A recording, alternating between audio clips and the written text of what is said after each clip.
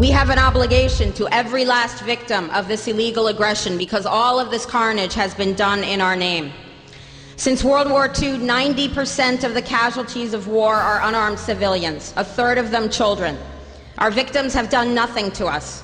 From Palestine to Afghanistan to Iraq to Somalia to wherever our next target may be, their murders are not collateral damage. They are the nature of modern warfare.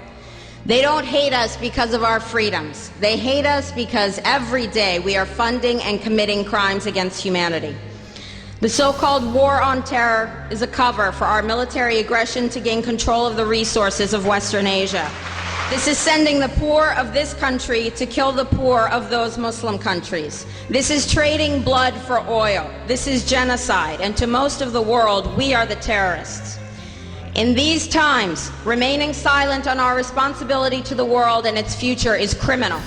And in light of our complicity in the supreme crimes against humanity in Iraq and Afghanistan and ongoing violations of the UN Charter and international law, how dare any American criticize the actions of legitimate resistance to illegal occupation? Our so-called enemies in Afghanistan, Iraq, Palestine, our other colonies around the world, and our inner cities here at home are struggling against the oppressive hand of empire, demanding respect for their humanity.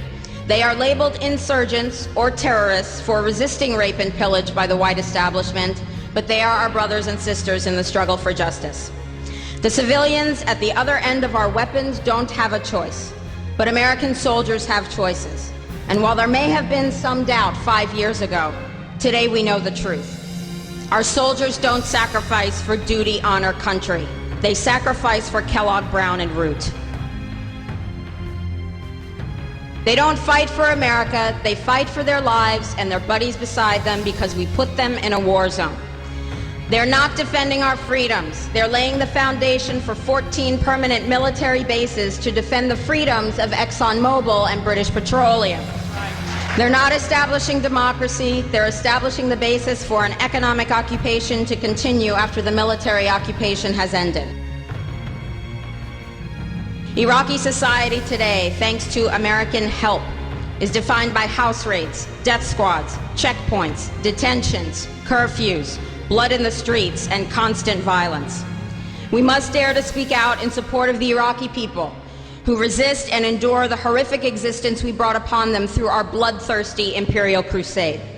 We must dare to speak out in support of those American war resistors, the real military heroes who uphold their oath to defend the Constitution of the United States against all enemies, foreign and domestic, including those terrorist cells in Washington, D.C., more commonly known as the legislative, executive, and judicial branches.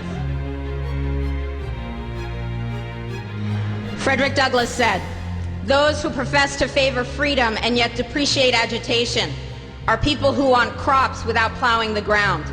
They want rain without thunder and lightning. They want the ocean without the roar of its many waters." The struggle may be a moral one, or it may be a physical one, or it may be both, but it must be a struggle. Power concedes nothing without a demand. It never has, and it never will.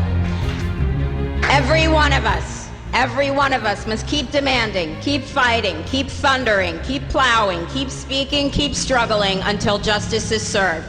No justice, no peace. No justice, no peace.